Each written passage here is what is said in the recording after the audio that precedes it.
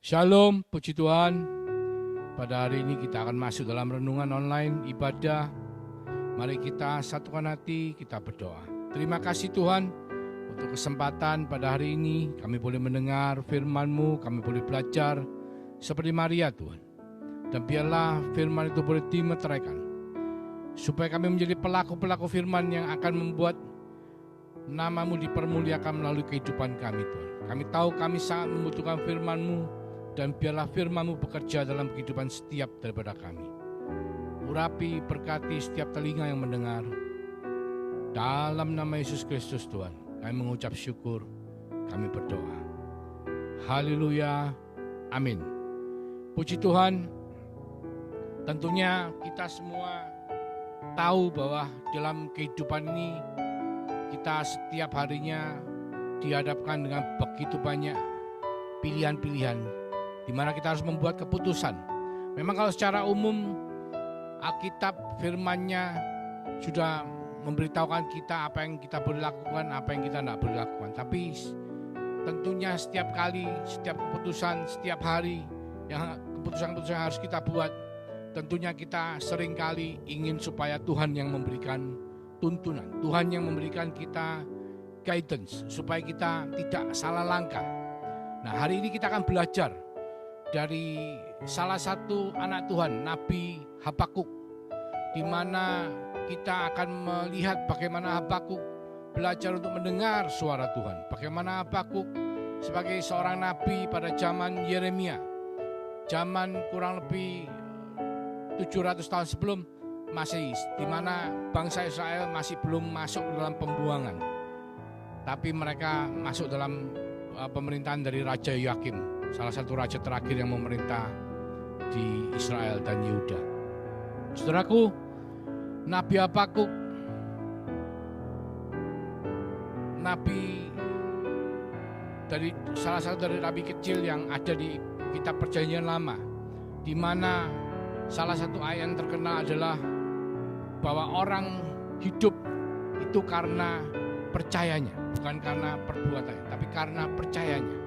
Dan itu adalah teologi yang sangat penting dari kitab Habakuk yang bisa kita pelajari. Tapi hari ini kita akan belajar bagaimana dia mendengar suara Tuhan, sehingga melalui suara Tuhan yang dia dengar, maka itu akan jadikan tuntunan atau guidance untuk dia melakukan segala sesuatunya. Bagaimana kita untuk bisa bertanya kepada Tuhan,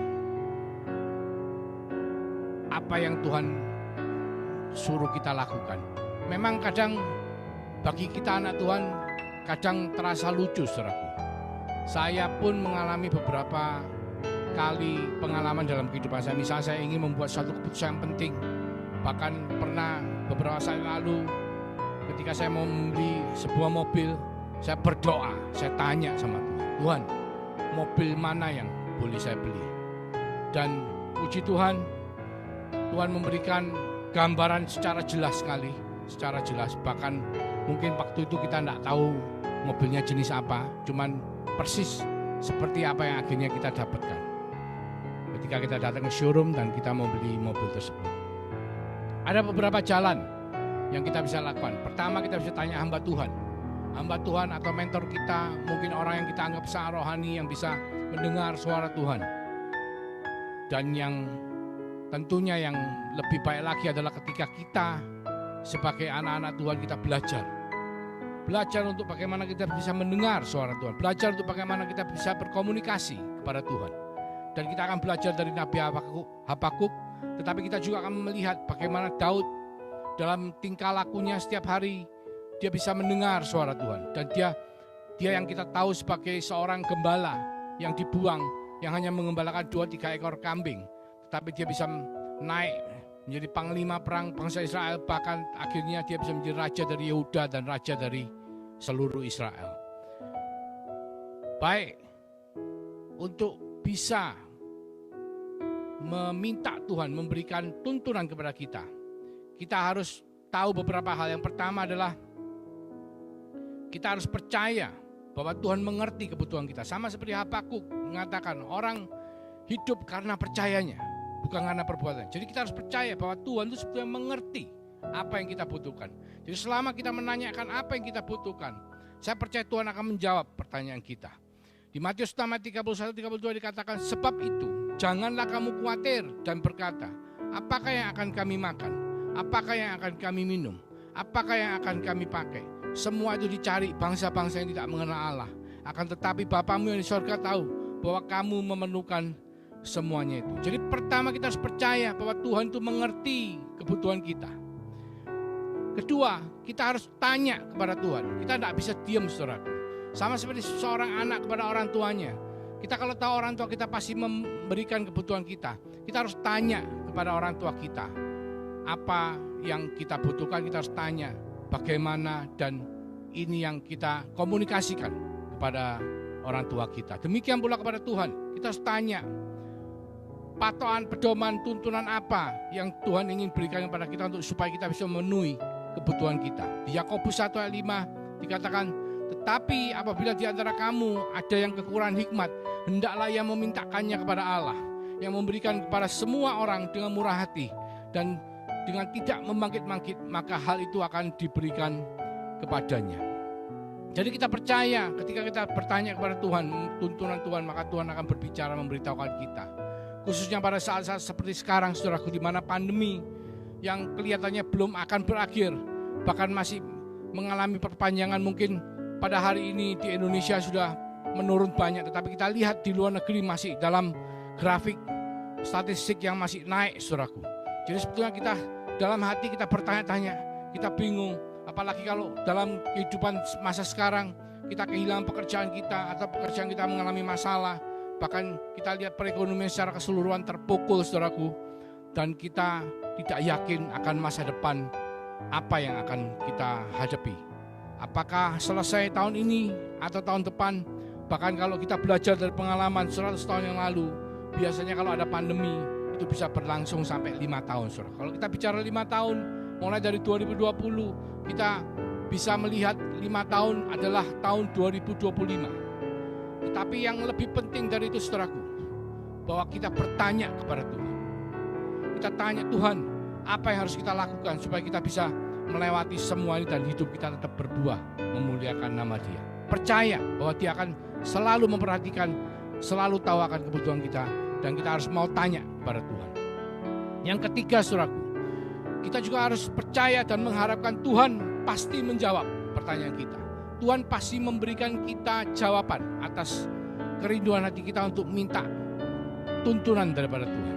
Di Yakobus 1 ayat 5 dikatakan, tadi sudah dikatakan, tetapi apabila di antara kamu ada yang kekurangan hikmat, hendaklah yang memintakannya kepada Allah, yang memberikan kepada semua orang dengan murah hati dan dengan tidak membangkit-bangkit, maka hal itu akan diberikan kepada kita.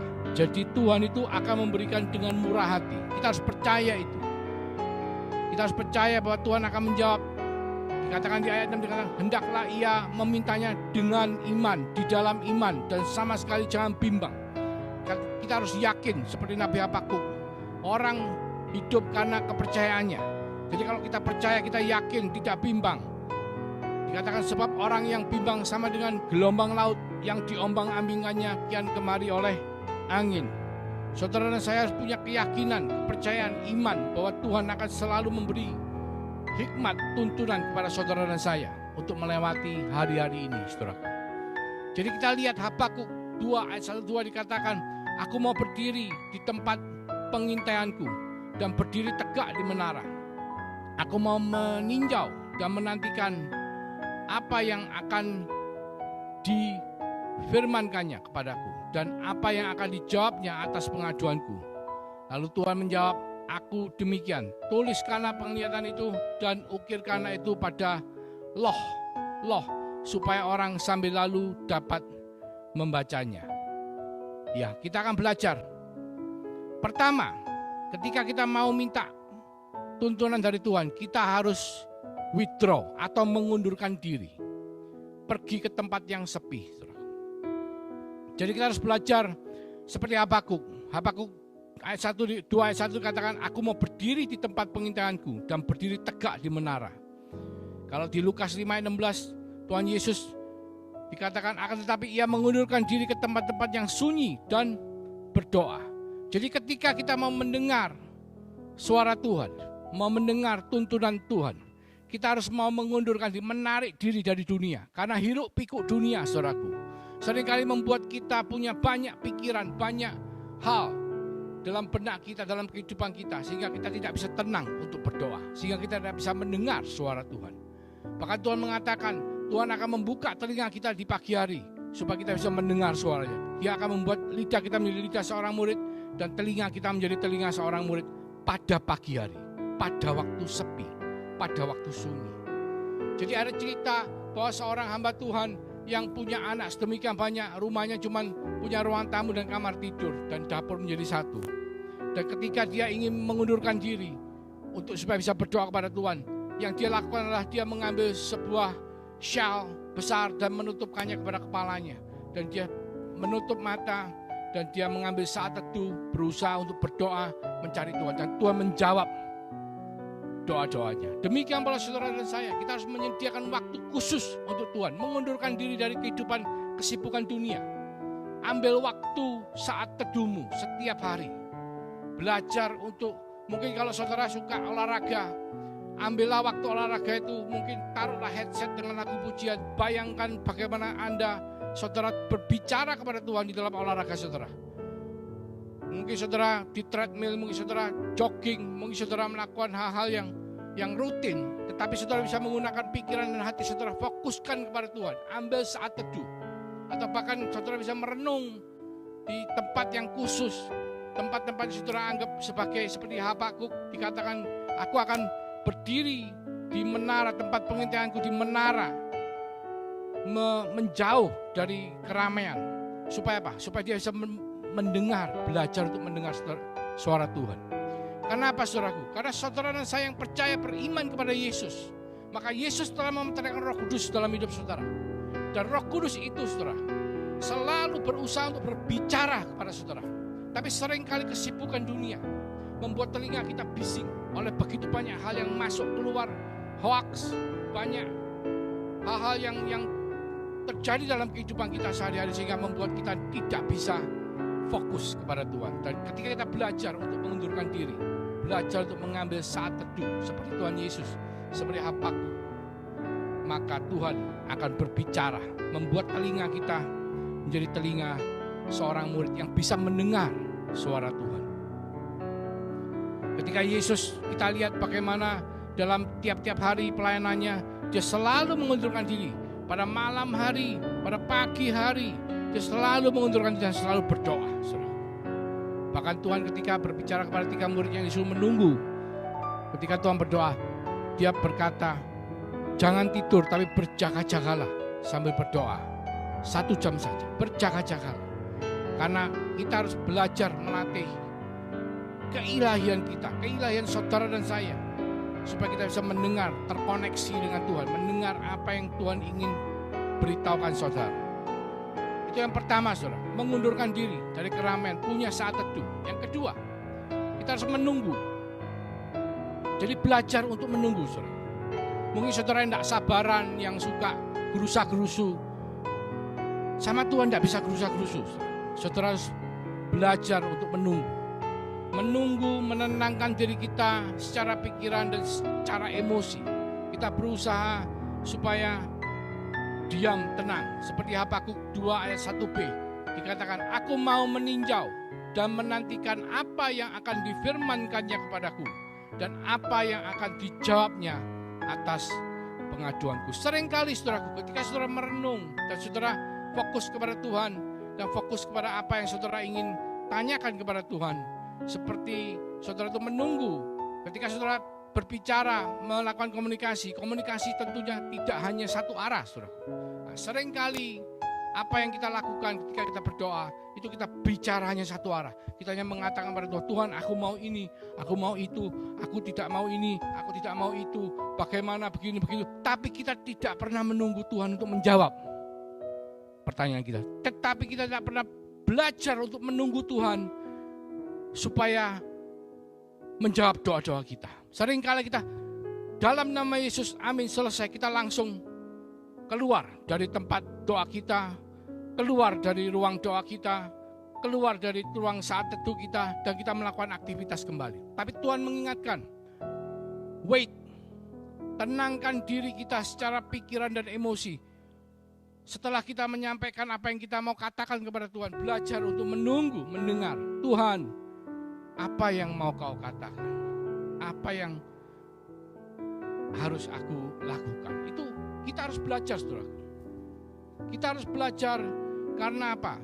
Tidak ada komunikasi yang berhasil kalau hanya satu arah, saudara. Komunikasi itu harus dua arah. Di Mazmur 46 ayat 11 dikatakan, diamlah dan ketahuilah bahwa akulah Allah. Aku ditinggikan di antara bangsa-bangsa, ditinggikan di bumi.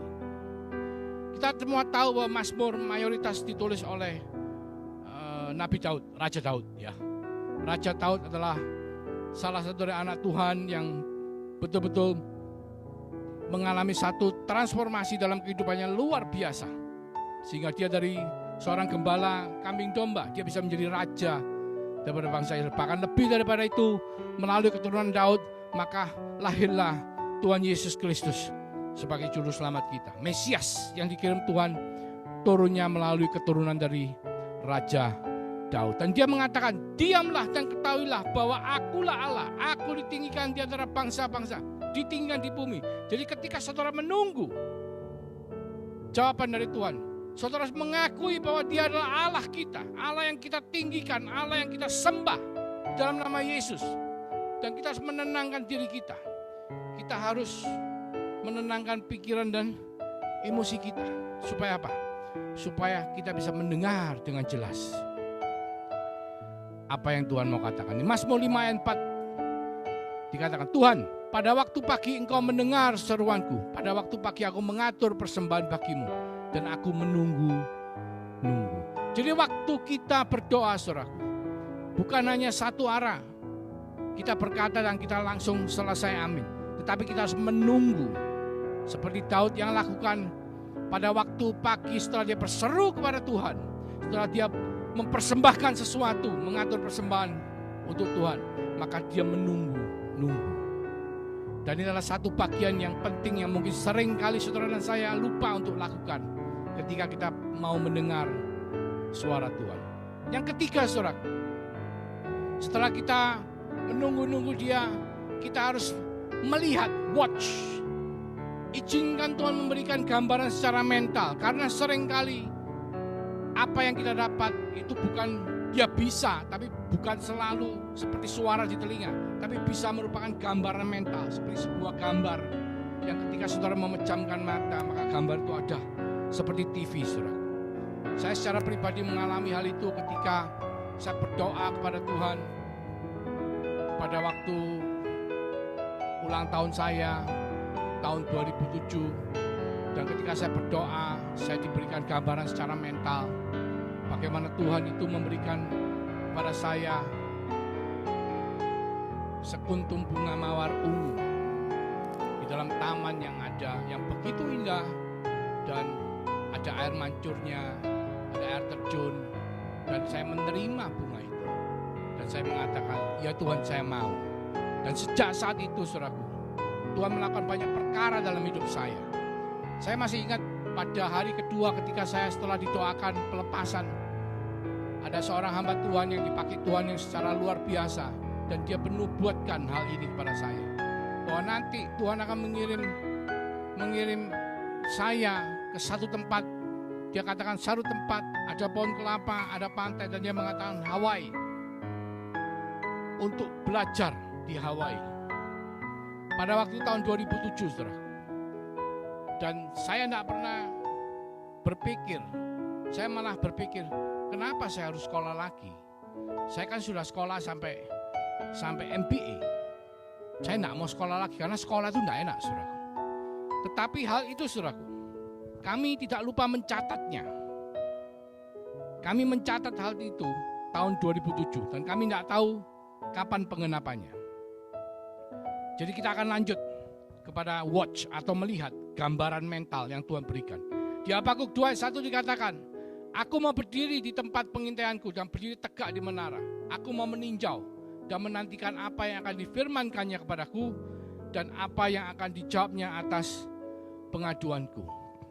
Saudara, ketika kita mengizinkan Tuhan untuk memberikan gambaran mental dengan memejamkan mata dan kita membayangkan Dia seperti Daud menunggu-nunggu, maka Tuhan akan memberikan kita untuk melihat. Di Habakuk 2:1 dikatakan, I will stand on my watch. Dikatakan, jadi pengintaian saya harus menunggu.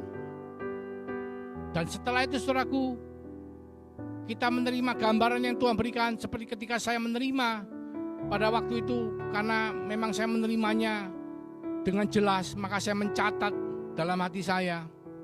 Dan yang kedua, ketika hamba Tuhan itu mendoakan saya mencatat, saudara, karena yang didoakan adalah sesuatu yang bagi saya pada waktu tidak masuk akal, saudara. Tetapi saudara tahu, pada 2011, bulan 11, saya oleh karena kasih karunia Tuhan diizinkan untuk berangkat ke Hawaii untuk ikut seminar Hagai. Belajar, saudaraku, selama sebulan. Saya meninggalkan rumah, saya pergi ke Hawaii, ke Maui.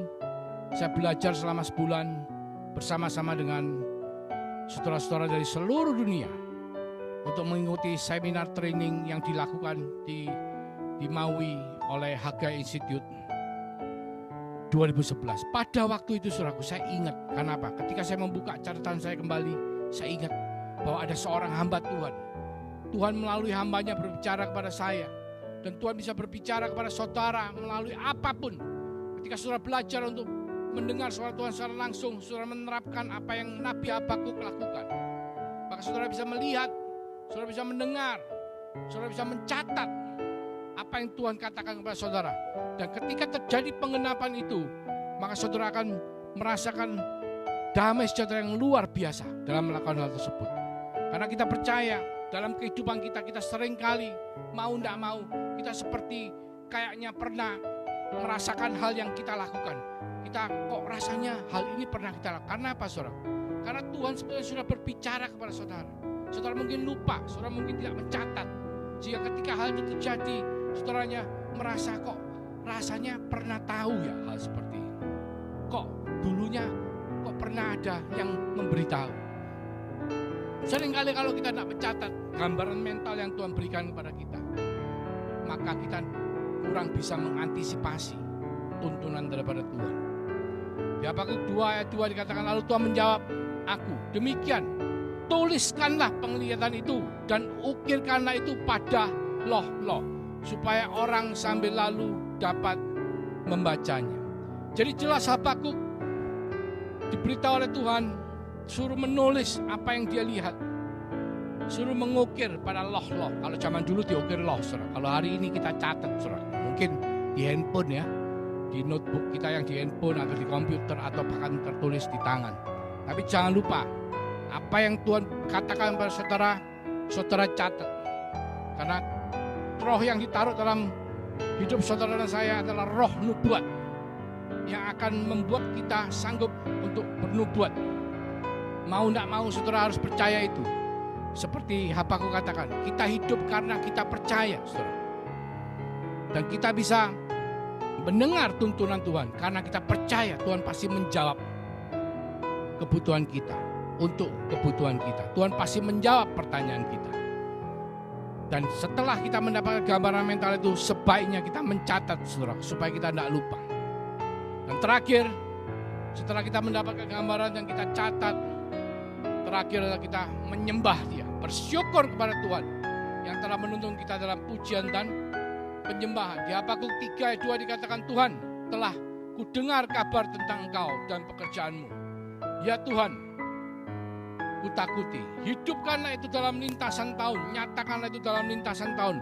Dalam murka, ingatlah akan kasih sayang. Jadi Habakuk, saudaraku, pada Habakuk 3 ayat 17, dikatakan perikop terakhir adalah bahwa dia rejoice in the Lord. Dia sangat bersuka cita dalam Tuhan. Meskipun sekalipun pohon ara tidak berbunga, pohon anggur tidak berbuah, hasil pohon zaitun mengecewakan, sekalipun ladang-ladang tidak menghasilkan bahan makanan, kambing domba terhalau dari kurungan, dan tidak ada lembu sapi dalam kandang. Dikatakan, namun aku akan bersorak-sorak di dalam Tuhan, beria-ria dalam Allah yang menyelamatkan aku. Allah Tuhanku itu kekuatanku. Ia membuat kakiku seperti kaki rusa. Ia membiarkan aku berjejak di bukit-bukitku. Demikian kata Habakuk. Jadi saudara dan saya harus masuk dalam pujian penyembahan. Kenapa saudaraku? Karena Tuhan berdiri di atas tahta pujian umat Israel. Saudara lihat bagaimana Raja Daud menyembah-nyembah Tuhan ketika dia membawa tabut Allah kembali ke kota Daud. Kembali ke dalam bait Allah. Setiap berapa langkah dia menyembelih persembahan dan dia menari-nari. Dan seluruh rakyat melihat dia, bahkan istrinya Daud yang merupakan anak Saul itu melihat Daud dan merasa malu. Bagaimana engkau seorang raja menari-nari depan rakyatmu untuk Tuhanmu. Seperti itu kau mempermalukan dirimu sendiri. Tapi Daud mengatakan, bila Tuhan menginginkan aku lebih lagi daripada ini, aku akan dengan sangat bersuka cita untuk melakukannya. Dan saudara tahu apa yang terjadi? Mikal, istri daripada Daud, karena melakukan hal tersebut, dia dibuat mandul seumur hidupnya. Tidak bisa mempunyai keturunan. Dan Daud, kita lihat kehidupan Daud yang begitu luar biasa, yang selalu hidup dalam pujian penyembahan. Kita tahu ketika Daud dikejar-kejar oleh anaknya sendiri, Absalom mau dibunuh, dia selalu memuji-muji Tuhan. Pada malam hari dia berdoa, berseru, pada pagi hari dia selalu memuji Tuhan. Karena dia hidup di dalam pujian dan penyembahan. Karena ketika kita mempunyai kebiasaan untuk menyembah Tuhan dalam kehidupan kita sehari-hari, dimanapun kita berada, tidak akan lepas pujian penyembahan keluar dari mulut kita, dari kehidupan kita, dari doa-doa kita, dari apapun yang kita lakukan, kita persembahkan untuk Tuhan. Maka kita secara fisik, kita sudah berada di sekitaran Tuhan. Karena apa saudaraku? Karena ketika Yesus Kristus menyerahkan nyawanya di atas kayu salib 2000 tahun yang lalu, pada waktu itu juga kematian Yesus di atas kayu salib membuat tirai daripada bait Allah terbelah menjadi dua, dari atas sampai ke bawah, di mana tirai yang memisahkan manusia dengan Allah oleh karena darah pengorbanan Yesus di atas kayu salib, maka tirai itu terbelah dan terbuka. Dan siapapun yang beriman kepada Yesus, saudara dan saya, sewaktu-waktu kita bisa masuk mengambil tahta kasih karunia karena iman kita kepada Yesus. Karena percaya kita kepada Dia. Dan ketika kita hidup dalam pujian dan penyembahan, saudara, maka kita akan selalu berada di sekitar hadirat Tuhan. Seperti Habakuk yang pada waktu masih perjanjian lama, saudara. Yesus Kristus pada waktu masih belum menyerahkan nyawanya di atas kayu salib, tapi dia tahu bahwa kehidupan kita, orang percaya, tidak boleh lepas dari pujian dan penyembahan. Ketika kita ingin mendengarkan tuntunan Tuhan, kita harus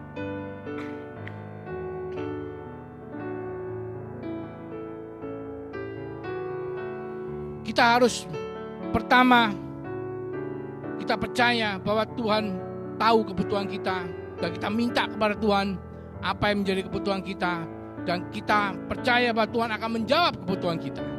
Setelah itu saudaraku, kita harus withdraw, menarik diri, keluar saat teduh, keluar dari dunia, menarik diri dalam beberapa waktu supaya kita bisa menyatukan pikiran hati kita, fokus kepada Tuhan dan saat teduh dengan Dia. Setelah itu kita menunggu. Jadi setelah berdoa, jangan langsung katakan amin saudaraku, tapi kita tunggu. Karena ketika kita melakukan komunikasi kepada Tuhan, kita melakukan komunikasi kepada siapapun saudaraku, kita tidak bisa hanya satu arah, kita harus dua arah. Setelah kita berbicara, kita menunggu. Kita menunggu Tuhan menjawab. Kadang-kadang jawabannya harus berupa gambaran mental. Kita harus bukan mengosongkan diri, tapi kita harus mengosongkan dari hal-hal dunia. Tapi kita fokus kepada hal-hal yang kepada Tuhan, kepada salib Yesus, kepada kasih karunia, kepada apa yang kita butuhkan dari Tuhan. Maka Tuhan memberikan gambaran mental kepada kita. Kita akan bisa melihat, karena kita bisa mendengar. Kalau waktu mobil itu kita berdoa, ada mobil dengan warna apa semua jelas sekali. Maka kita membeli mobil itu. Dan mobil itu kita pakai selama 12 tahun. 12 tahun. 12 tahun sejak kita membeli dan kita menjual kembali. Dan tidak pernah ada masalah dengan mobil itu. Tidak ada satu kecelakaan pun yang terjadi dengan mobil itu. Karena apa? Karena sebelum kita membeli, kita minta tuntunan dari Tuhan. Setelah kita menunggu, kita melihat gambaran daripada Tuhan, kita menunggu supaya Tuhan memberikan gambaran kepada kita secara mental, atau kita bisa mendengar telinga kita bahwa Tuhan mengatakan sesuatu. Karena seringkali ketika kita terbiasa di dalam hidup yang di dalam pujian dan penyembahan kepada Tuhan, maka banyak kali Tuhan berbicara kepada kita dan kita bisa tahu hal-hal yang kecil, kadang-kadang simple, ataupun kadang-kadang kita tuh ingin sesuatu. Seperti yang lalu saya ingin makan durian, tapi saya bingung beli durian di mana. Tapi Tuhan tuh baik, saudaraku. Tuhan bukan hanya memberikan tuntunan, Dia mengirimkan seseorang yang mengirimkan durian ke rumah saya, saudara. Tuhan tuh Tuhan yang luar biasa. Mungkin perkara kecil, tapi Tuhan sangat perhatian kepada saudara dan saya. Tapi ketika Tuhan memberikan gambaran mental, Tuhan berbicara kepada saudara, ingat, catat apa yang kita dapat dari Tuhan. Catat, saudara. Jangan sampai kita tidak mencatat, karena itu terjadinya bisa hari ini, bisa besok, bisa 10 tahun lagi. Entah kapan, tapi catat apa yang Tuhan berikan. Gambaran apa yang terlintas di benak kita ketika kita minta dan kita menunggu. Dan jangan lupa, saudara, seperti Daud, selalu hidup dalam pujian dan penyembahan. Bersyukur kepada Tuhan yang telah menuntun kita dalam pujian dan penyembahan. Bersyukur kepada Dia meskipun hari ini pandemi masih belum selesai, meskipun hari ini perekonomian masih belum dipulihkan, meskipun hari ini yang sakit masih belum disembuhkan, tapi percaya, bersyukur, sembah Dia, percaya Dia tahu kebutuhan kita, dan percaya ketika kita minta, ketika kita mau menunggu, maka Tuhan memberikan gambar dan jawabannya kepada kita, maka kita akan mengalami tuntunan dan pimpinan Tuhan yang sempurna dalam kehidupan saudara dan saya. Mari kita berdoa. Terima kasih Tuhan, mengajarkan setiap daripada kita supaya bukan hanya kita berdoa satu arah, tapi kita harus belajar untuk mengundurkan diri dari dunia, bukan untuk meluas, tapi kita mengambil saat teduh hanya khusus kepada Engkau, fokus kepada Engkau. Mungkin pada pagi hari kita masuk dalam tempat-tempat persembunyian kita, supaya kita bisa bersama-sama dengan Engkau dalam aktivitas kita di dunia, terus menarik diri kita dan kita mengosongkan pikiran dan emosi kita menunggu, berbicara kepada Tuhan, minta dan menunggu jawaban yang Kau berikan kepada kita, dengan melihat secara mental, dengan membuka telinga kita, karena Tuhan Engkau yang berkata bahwa Engkau akan membuka telinga kita menjadi telinga murid pada pagi hari. Pada saat kita menarik diri, suasana teduh, suasana fokus kepada Engkau, Engkau memberikan jawaban setelah kami mendapatkan gambaran secara mental, mendengar suara-Mu, maka kami harus mencatat dalam loh-loh kalau untuk Habakuk, tapi kita harus mencatat, karena janji-Mu adalah ya dan amin. Janji-Mu yang Kau berikan kepada hamba-Mu 2007 bulan 2 terjawab pada 2011 bulan 11, dan sejak saat itu sampai hari ini Tuhan, Engkau terus memperbanyak apa yang harus kami lakukan dalam kehidupan kami bersama-sama dengan Engkau, dan hamba-Mu sekeluarga bersyukur untuk kasih karunia-Mu. Karena Kau minta kami mencatat, dan kami catat, dan setelah itu Kau minta kami untuk melakukan pujian dan penyembahan. Seperti apa aku katakan, meskipun pohon ara tidak berbuah, tetapi tetap dia bersorak-sorai untuk Tuhannya. Meskipun pandemi sedang berjalan, belum terlihat kapan mau selesai, tapi kami tetap menyembah Engkau sebagai Allah yang kita kenal dalam nama Yesus Kristus. Oleh karena kasih karunia-Mu kepada setiap daripada kita, maka kami boleh hidup dan berada sampai pada hari ini. Dan biarlah pengurapan-Mu akan membuat kami hidup dalam pujian dan penyembahan, worship kepadamu Tuhan. Seperti Nabi Habakuk, kami hidup oleh karena kami percaya. Demikianlah hidup kami persembahkan kepadamu. Terima kasih Tuhan. Dan biarlah berkat yang Kau limpahkan dalam kehidupan setiap daripada kita boleh menjadi berkat bagi bangsa-bangsa Tuhan. Berkat yang akan diberikan sampai kedatangan-Mu yang kedua kalinya. Bahkan sampai kehidupan kekal bersama-sama dengan Engkau selama-lamanya. Maranatha. Di dalam nama Yesus Kristus Tuhan, kami mengucap syukur. Kami berdoa. Haleluya. Amin. Tuhan Yesus memberkati.